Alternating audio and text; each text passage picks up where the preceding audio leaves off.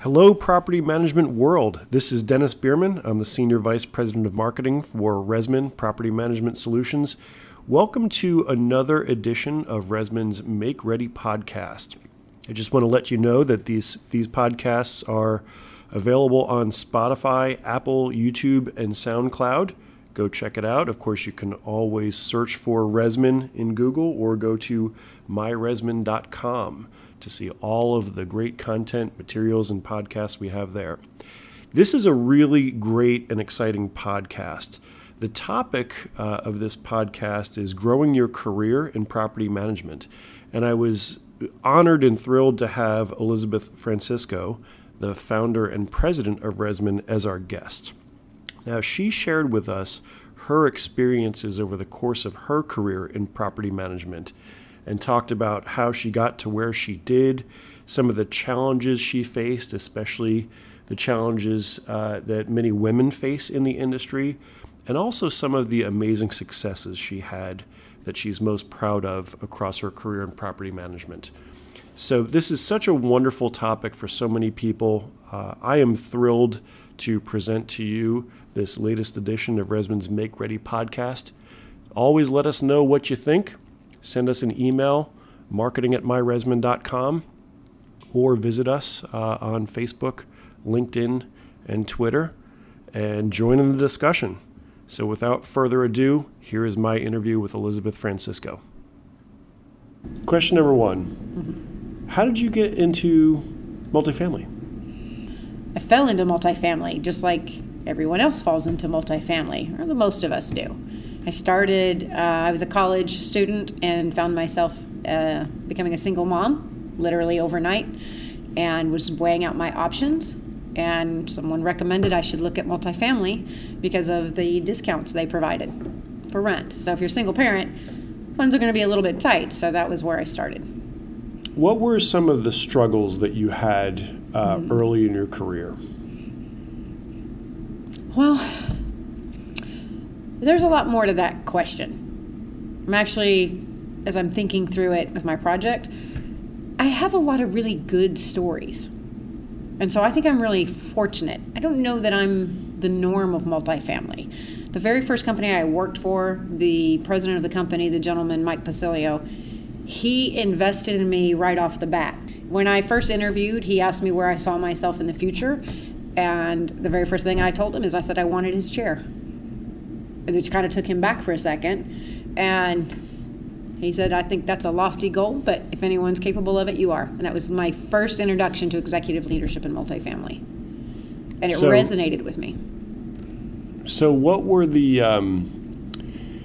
give me a contrast, a compare and contrast of examples of day-to-day struggles in your career versus the long-term things that you worried about.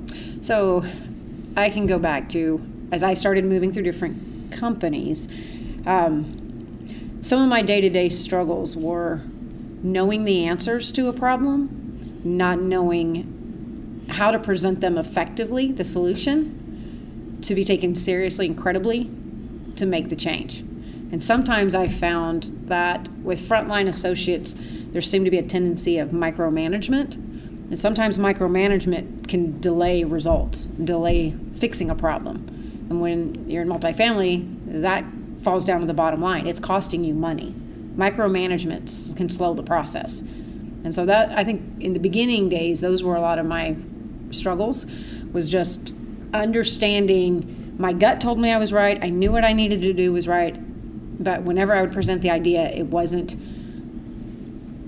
adapted quickly, and I had to go to some extremes to be taken seriously. Did you find that your credentials or your resume caused you to have any insecurities about your abilities or your the fact that you had earned your right to be in the job that you had?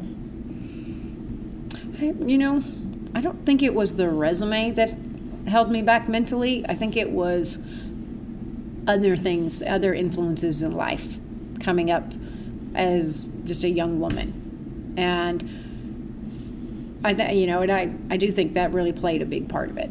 It gets into your psyche. You're taught to be growing up, I come from a pretty large family, a lot of males in the family, and the role that I seemed to find myself in was caregiver. I would find myself, always being told to always be nice, be a nurturer, but expressing my ideas,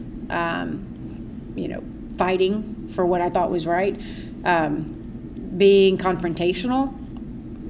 That was suppressed. I think that more than anything held me back. And if I think about how, as we've gone out, we've positioned ResMan, and I see just everybody, as I see other customers, potential customers, or interact with other companies, I think I see a lot more of that than I expected. When you really get out in the field, there's people that I think are subconsciously holding themselves back. That's hard to get over. I think that where I was fortunate is, and I think I had it. I know I had it. I think that I can think back to several mentors that, reached down and pulled me up, told me I could do things when I didn't think that I could. And because of that, and in the beginning, I think I didn't want to disappoint them. It wasn't about disappointing myself. It was about not disappointing them. And that pulled me along. And then I started to realize, hey, I've got some skills here. And that's when my career started to take off. Do you remember your first major achievement? It was early on, right off the bat when I was with Ewing, with Mike Basilio. When I first started, I wasn't a talker, which is shocking, because everybody today that knows me would say, what? But I wasn't a talker, and I took that, I took the job out of necessity. I was able to keep my job in the beginning because I was able to get done everything else the other leasing agents couldn't follow through with. And we had some very big personalities at the property. So when I had to go out on tour, I copied them like a little parrot, like literally, not figuratively. I would eavesdrop on their entire conversation and regurgitate it. Probably didn't come off as natural. But once I started making it my own, and that did work for about 2 months, but once I had my first big achievement was being the number one, having the most leases for the property, and then having the most leases for the company, and then realizing I had taken what they were doing good and I figured out how to make it great. That's probably my first big achievement. Being an entrepreneur involves taking risks. Mm-hmm. And you seem to have come from a background where it might not have been prudent to take risks. How did you make the leap? It actually goes against my nature to take risk. That's what I've learned, which is, even now that I reflect on everything, it's weird to me to think about the fact that if you look at the last 10, 12 years, it's been nothing but risks. For me personally, what helped me take risk was doing it for other people. Now, I don't know that that's the right answer for most people, but for me, what enabled me to put myself out there was believing I had to for my teams, for my people. And, especially like when people came on at ResMan, right, in the beginning stages, we weren't a big name in the industry. We didn't have the benefits that they might get out down the street at a competitor. That was a leap of faith. And so I felt like that was a great responsibility on me. So to take those risks and keep pushing to make sure we succeeded, that's actually where the drive came from more than anything. I think now I'd be more comfortable taking risks as an individual because I have enough confidence in myself to know that it's not about what I haven't done yet. It's not about what I can't do. It's about what I haven't done yet. I said that backwards, but I mean that. I think it's a mindset that you have to adapt because there's always things you're afraid to try or you think somebody's doing better. Really, it's just you just haven't done it yet. So I think that's probably the big thing. You've always been very dedicated and committed and felt an obligation to others and people. Mm-hmm. Where does that come from? That's a good question. Because in my own personal life growing up, I didn't have that. So as an individual, I've been completely self-reliant from a very early age, like 12. Right, I started working when I was 12 years old and started taking care of other people. I don't know. I think that is a really good question, Dennis. Why would you throw that at me at this time of day? That's a very thought-provoking. Because we're having a glass of wine and I know, good and I already discussion. drank half of it. Where does that come from? I mean, in the beginning, it comes from the fact that people invested in me. And because they were willing to invest in me, they saw things in me that I didn't see in myself yet. And so I think I take that approach with other people. Sometimes, everyone has potential. Understanding drive and ambition, those are two different things, an initiative. But because somebody saw something in me that I just wasn't at a place that I could see yet, ResMan wouldn't exist if it wasn't for, I could easily think of 10 specific individuals that had they not invested their time and energy in me, I wouldn't be where I am today. Now, on the flip side, I also made them a lot of money because there was a win-win situation to be had here, right? But as you start having accomplishments, once you get a taste of that success, it's really hard to go back to. I think that's the other key thing. In the beginning, when people pushed me to push myself, and then I got a taste of it, it's hard. You can't go back. Maybe you can, but I can't imagine why anyone would want to. Is that a good one? Is that a good answer? Definitely. I don't know if it's a good answer. I feel cheesy. I'm a big mush. But it is the truth. Don't even sweat it. What advice would you give to women in the industry starting their career now? I've been giving that a lot of thought because my daughter's in the industry. I think one of the things is you can't expect somebody to invest in you if you're not willing to invest in yourself. That's probably the number one thing right off the bat is, yes, after hours, maybe on the weekend when you're tired, you put in all your hours, taking the time to read, to educate yourself, first off, understand yourself, and then try to push and gain different perspectives. But I think the fact that I was always willing to pick up a book, read online, watch videos, I just had a thirst for knowledge. And I think that probably made it easier for people and maybe drove them to want to invest in me. They could see it. So I think that would be the first thing. The second thing would be ask for help. We are, and I don't know, maybe it was just me, but there's this instinct to want to do it all. And then you hear words like lead by example, which does not mean do everything and hope everyone follows, because I actually fell victim to that at one point in my career and realized that somehow I ended up being the only one doing anything. You've got to be willing to ask for help when you need it. If you're younger in your career, ask for the mentorship. Ask questions. I was thirsty and hungry for knowledge. That played out. And the third thing is let it go. You've got to give it to someone else. The delegation is hard to overcome. It's hard as a woman, well, at least for me, but I think there's something about being a single mom. We do everything by ourselves. We get the kids up for school, we get them ready, we handle the finances, we do everything in our lives independent. So when you come to work, it's hard to get out of that mindset. And I think that's probably something that held me back in my career because I didn't even know I was really doing it. But now I can reflect and see that it bled over. That's not good. That's not healthy. It's not sustainable. And like we say at ResMan, it's not scalable. So I would say that would probably be the three big things. ResMan is a really, really special company. Mm-hmm. I've worked for a bunch. I've never quite felt the special atmosphere that we have at this company in a long time. Why do you think that is? What are the things that makes ResMan so special and so unique? Well, I know what my perception is, and I know what I hope it is. One of the things I'm proud of with ResMan is why. Why ResMan? Why do we come to work every day? Why does what we do matter? I think I help bring this perspective to the company, and it's the customers. It's multifamily. There's when you really understand that every investor, every executive, and every supplier, our companies, our positions, our salaries, they're all built on the backs of frontline associates.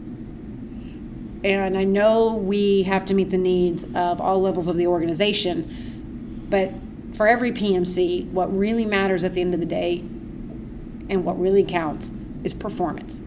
You have to have reports, you got to have investor packets, but it's what they say. That's what matters. That's what shapes your company from the other company, and that's done through frontline associates. I think the passion for multifamily, well, for me at least, because I came up through the ranks, is understanding who makes up the front line. It's a very diverse group. There's a lot of single parents in multifamily. There's a lot of people who maybe didn't find their way in life or circumstances prevented them, like myself, from finishing their last year of college. ResMan, we recognize that we're beholden to that group. That group of frontline associates is so key to the whole, I don't know, it's like the core of the industry. That's where it really starts. You know, if you look at some of the biggest companies, Pinnacle, look at where Rick Graff came up from. If you look at the founders of NAA, I had the good fortune of working for one. He started in front lines of construction. You know, Henry Hirsch he was with ECI, and I worked for that company. I love that company, out of Atlanta. You know, these are people that started at the ground level and built themselves up, built their companies up, and effectively built the industry up. I think I helped bring that perspective back to ResMan. And the more people we hire in from the front lines, the more that gets echoed. You know, one of the things we did in the very beginning is we made it part of the development practice to go spend time out on site. We also had them work hand in hand with different multifamily operators. I think that was pretty influential. I think that when you see even the software, I think that bleeds into the workflows and why it resonates with people. It shows we get it. We understand the task at hand. We understand how hard it is. And to be honest, if we solve for a lot of those problems, we help hopefully achieve some work-life balance because we're more efficient, we're more effective. And when, talk about affordable housing. Affordable housing is a unique space. God bless everyone in affordable housing. That is the hardest job, the most difficult demographic, the least amount of pay, the biggest and most absurd administrative burdens. For our team, our executive team, to go spend time out at a HUD property and understand what it really means to have all of that and also deal with the challenging demographics, you know, bringing that back to the company, that's the why. Because what we do matters. That's different. I think it's different. I hope it's different. My sense is that ResMan and the opportunity that ResMan presents to the industry is very, very unique. I don't know that I've seen, I'm not from the industry, and I don't know that I've seen a situation where a new entrant or a new provider could fundamentally change the game for an industry like we have here in property management and like ResMan could do. What is your vision for what the world looks like when ResMan has achieved what we hope to achieve? Oh, that's a big one. You know, the big vision where I think I will feel like everything, let's be honest, there's been a lot of sacrifice to get ResMan off the ground. A lot of personal sacrifice, not just by myself, but especially the first 100 employees, right? You multitask, you do give heroic efforts, you do whatever has to be done, we just find a way to get it done. The ultimate vision, what would make all of that worth it, you take the money aside. We're not nonprofit software, although in the beginning you kind of are. But long term, that's not the goal. I think the true measure of success, in my eyes, is when multifamily recognizes and accepts and acknowledges ResMan as a true partner. That we're not another supplier, we're not another company that comes in to position products. We've moved beyond that we have as much care and concern for our customers and their individual success And when I say that, it's not just about the PMC. It's not just about this PMC that starts with 4 properties and evolves to 14,000 units, which we have, several that have done that with ResMan. It's about the individual leasing agent, assistant manager that rises up through the ranks because of their use of ResMan, their ability to see this big picture, their ability to evaluate the need at the time, right? When you're in a dashboard and you're looking at where do I spend my time? How do I learn to run a multi-million-dollar business? And ResMan helps them do that. By the way we present information, they move beyond babysitting a property to managing a multi-million-dollar asset. They start to think like a business leader. They start to they analyze the business different, and then they grow their career. I think when we have an army of advocates out there that say, I learned how to run a business because I was able to utilize ResMan, and ResMan is not just my property management software. ResMan's the tool. I have to have it for my success. Then I will feel like we've been successful. Wonderful. Elizabeth, thank you for your time. This has been great. Everyone, you know how to reach us. myresman.com. Elizabeth is out there on social media. She's not hard to find. Please get in touch with her. Thank you, everyone. Have a good night.